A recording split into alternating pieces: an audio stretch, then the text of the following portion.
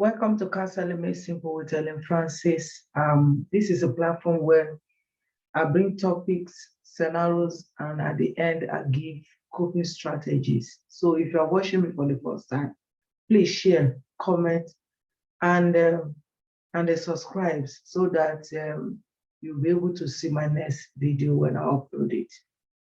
So today is a very, very quick one. Today, I just want to talk about emotion and empathy. I've seen people struggle between these two words. People find it difficult to know the thin line between emotion and empathy, particularly professionals. So today, I want to speak to the professionals so that they are aware again, or is a refresher for them to remind themselves that there's always a thin line between empathy and emotion.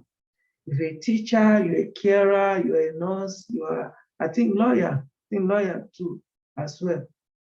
Lawyer, or you're a religious leader, you have to understand this thin line between empathy and emotion.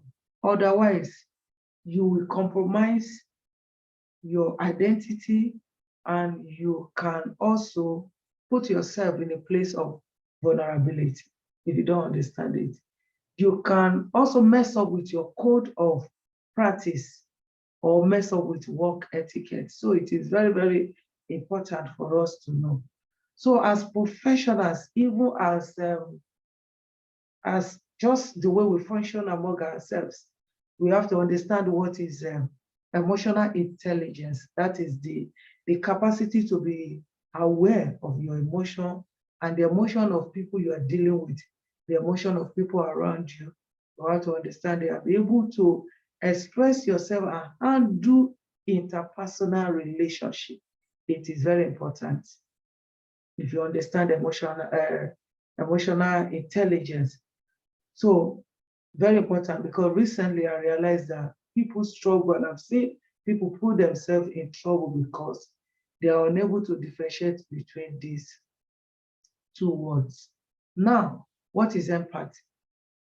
Empathy is the ability for you to listen to somebody's story and be able to understand their story, understand their pain, understand their struggle, and be able to develop empathy or compassion to help.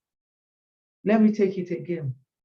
Empathy is the ability for you to listen to somebody's story, somebody's experience, somebody's pain, somebody's struggle, somebody's feelings and thoughts, and be able to share from their struggles and develop compassion to help. That is the point there. Develop compassion to help. Feel it. You are not in their shoe. But somehow, maybe you have listening skill. Maybe you, because of your profession, you betray in that way. You are able to understand what they are going through. Maybe you have gone through the issue in the past, or somebody around you have gone through the past, through the issue in the past, whatever it may be, but you have this ability to feel for that person, understand their pain, and develop compassion to help. That is empathy. That is empathy. Emotion, in the other hand, is a feeling, is a bodily sensation that you have towards somebody because of their personal issue, because of their story, because of their personal story that they are telling you. You develop emotion towards that person. Yes, in nursing, we can have emotion to an extent, but we must not be, even in counseling, we must not be emotionally attached to our clients.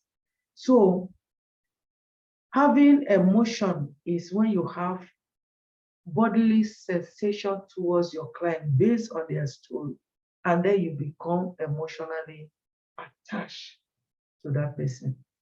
So if you are a professional or you are a religious leader and you become emotionally attached with your clients or with the person you are supposed to care for, maybe pastoral care, you have just put yourself in a position of vulnerability, and you can compromise your identity when you get yourself to that stage. And you will ruin the therapeutic relationship between this person. I don't know if I've mentioned etiquette.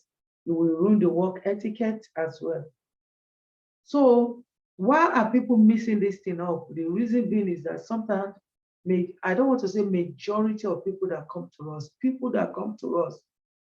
few of them, let me put it that way, to be polite, few of them have what we call emotional instability.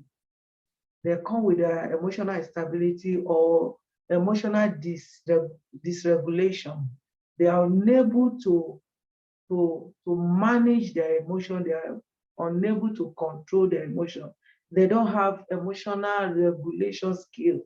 So they are constantly coming to somebody with the perspective of, or with the mind that, or should I say that they often say this, that nobody care to listen, nobody want to help me, nobody's listening to me, nobody is there for me. Sometimes they come like that. And sometimes they are, majority of them sometimes are people that come with very sensitive story, like what their wife has done to them, how their wife has maltreated them, maybe how their husband has cheated on them, things that is touching. So if you are not careful and you cannot understand this thin line between these two words, then you cross the line and you can put yourself in a situation. Another thing is, again, is that when they come to you and say, this is what people have not done for me, people are not caring, people are not there for me, people are not ready to help, people are not do X, Y, Z.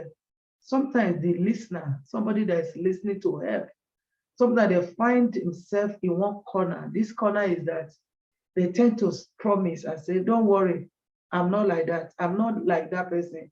I'm ready to help you and I will support you. I'm different. They commit themselves sometimes. And when you do commit yourself with somebody like that, sometimes you get a place where you'll be drained. You get to a place where you will give yourself tasks to want to meet all those things that you have said, the words that you have promised them. You create tasks for yourself to want to meet it.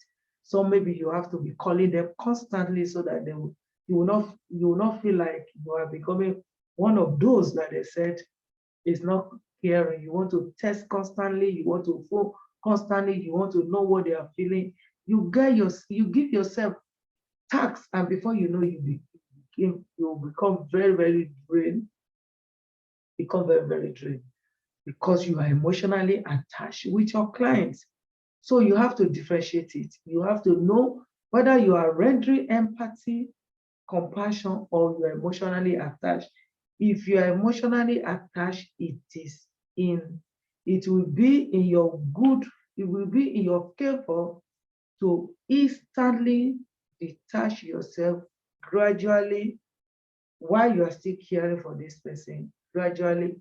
Otherwise, you will be in a vulnerable position and you can even compromise your identity.